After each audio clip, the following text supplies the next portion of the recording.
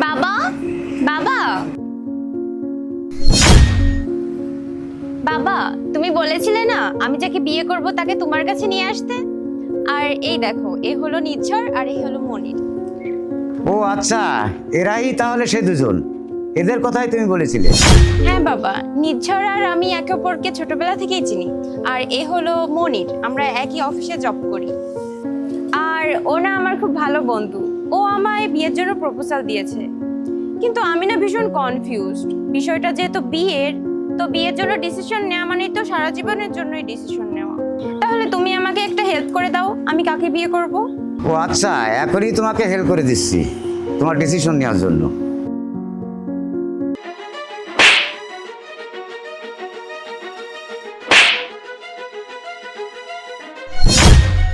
বাবা, তুমি এটা কি করলে? আঙ্কেল, এটা কেমন বিয়াদবি? আপনি আমাকে কেন থাপ্পড় মারলেন? যদি আমার কোনো ভুল হয়ে থাকে তাহলে আমাকে বলতে পারতেন। এরকম বিনা কারণে থাপ্পড় মারকে ঠিক? আপনি প্রীতির বাবা, আমার থেকে বয়স অনেক বড়, আপনাকে আমি সম্মান করি ঠিকই, কিন্তু এরকম বিনা কারণে থাপ্পড় মারলে কে সহ্য করবে বলেন? আরে ভাই, কি হয়েছে? উনি তো আমাদের থেকেও বড়, উনি আমাদের থাপ্পড় মেরেছে, তার মানে নিশ্চয়ই কোনো ভুল আছে আমাদের। আঙ্কেল, আপনি আমাকে থাপ্পড় মেরেছেন, তাতে আমি কোনো কিছু মনে করিনি। আপনি আমার বড়, তাই আপনার আমাকে মারার পুরো অধিকার আছে। আমি ওর মতো আপনার কাছে প্রশ্ন করে বেয়াদবি করব না। আপনি তো আমার বাবার মতো। হ্যাঁ, উনিও আমার বাবার মতো, কিন্তু আমার বাবাও না কখনো বিনা কারণে আমার গায়ে হাত তুলেন। বাবা, তুমি আমার সাথে একটু এদিকে আসো তো। তোমার মনে হচ্ছে না যে বাবা এরকমটা কেন করলো? হ্যাঁ বাবা, আমি তোমার সঙ্গে ওদের দেখা করাতে নিয়ে এসেছি, তুমি ওদের মারলে কেন? তুমি তো বলেছিলে ওদের দুজনকে পরীক্ষা করতে, যে দুজনের মধ্যে কাকে বিয়ে করব। তাই আমি এটা এই জন্য করেছি যাতে তুমি বুঝতে পারো এদের মধ্যে কে তোমার জন্য সঠিক। ও আচ্ছা, এবার আমি বুঝতে পেরেছি। তাহলে মনির আমার জন্য ঠিক আছে? কেন মনি তোমার জন্য কেন ঠিক আছে? তুমি যখন মনিরকে মেরেছিলে না, তখন তো ও বললো যে আপনি আমার বাবার মতন, আপনার পুরো অধিকার আছে আমাকে মারার। ও তোমার সাথে একদমই বিয়াদপি করেনি। আর যখন তুমি নির্ঝরকে মেরেছিলে, ও তোমার সঙ্গে বিয়াদপি করেছে এবং তর্কও করেছে।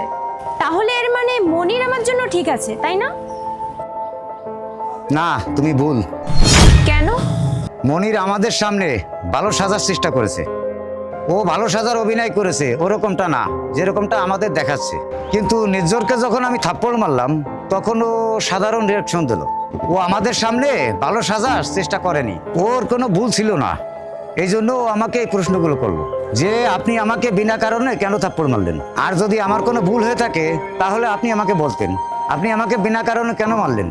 দেখো মা, নির্জন না সত্যের জন্য লড়াই করতে জানে, সেটা আমার জন্য হোক বা তোমার জন্য হোক। ওর সামনে যেই থাকুক না কেন, ও মিথ্যার সামনে প্রতিবাদ করতে জানে। বুঝতে পেরেছি বাবা।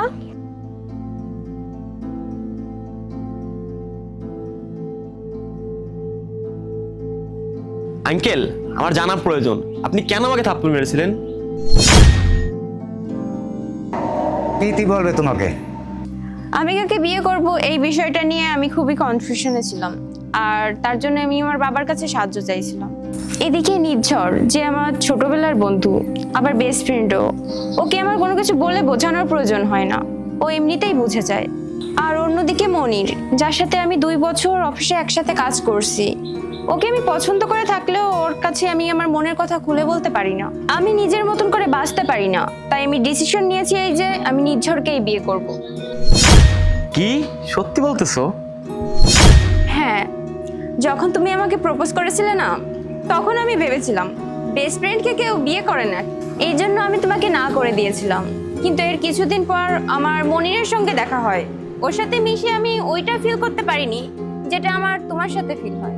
তাই আমি অনেক কনফিউশনে ছিলাম, কিন্তু আজ আমার বাবা আমার কনফিউশনটা দূর করে দিল। আই এম সরি মনির। এখানে কি মজা চলছে নাকি? তুমি যদি ওকেই বিয়ে করো, তাহলে আমার টাকা সময় কেন নষ্ট করলা? তোমার সময় আর টাকা নিয়ে তুমি পড়ে আছো।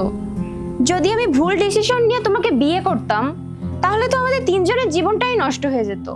কতটা খারাপ হতো এটা তুমি রিয়েলাইজ করতেছো? তুমি আমাকে এখানে কেন ডেকেছিলে? তোমার বাবার থাপ্পড় খাওয়ার জন্য? আমার বাবা এখন পর্যন্ত আমার গায়ে হাত দেয় নাই, আর তোমার বাবা কারণ ছাড়াই আমাকে থাপ্পড় মারলো। যদি তোমার সাথে আমার বিয়ের কথা না হতো না, তাহলে তোমার বাবাকে আমি দেখে নিতাম। তাহলে এতক্ষণে তুমি সবকিছু নাটক করতেছিলে? তাহলে কি আমি কি থাপ্পড় খেয়ে চুপ করে থাকবো? তো তোমাকে পাওয়ার জন্য চুপ করেছিলাম, তা না হলে তোমার বাবার হাড় ভেঙে দিতাম।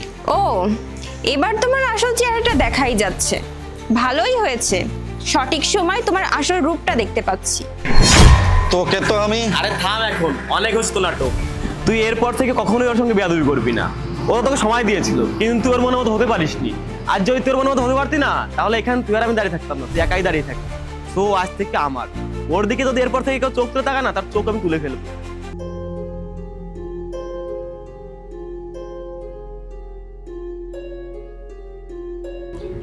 দেখছিস তো তাহলে? হ্যাঁ বাবা, অনেক ধন্যবাদ তোমায় আমাকে এই সঠিক সিদ্ধান্ত দেওয়ার জন্য। Major, I am sorry. তখন কথাবার্তা ছাড়া তোমাকে একটা থাপ্পড় মারিছিলাম। আসলে আমি তোমাদের দুজনের পরীক্ষা নিয়েছিলাম। কোনো ব্যাপার না আঙ্কেল, আমি তো শুধু আপনার কাছে কারণটা জানতে চেয়েছিলাম, আপনি কেন আমাকে থাপ্পড় মেরেছেন। আচ্ছা ঠিক আছে, তাহলে তোর মা বাবাকে নিয়ে আমাদের বাড়ি কবে আসতেছো? আমি তো আগামীকালে আমার মা বাবাকে নিয়ে আসবো। আমার মা না সবসময় বলতো, যদি বিয়ে করিস তাহলে প্রীতিকে বিয়ে করিস, প্রীতির থেকে ভালো মেয়ে তুই আর কখনো পাবি না। আমার মেয়ের জন্য তোমার মতো ভালো ছেলে আর পাবো না। Thank you uncle.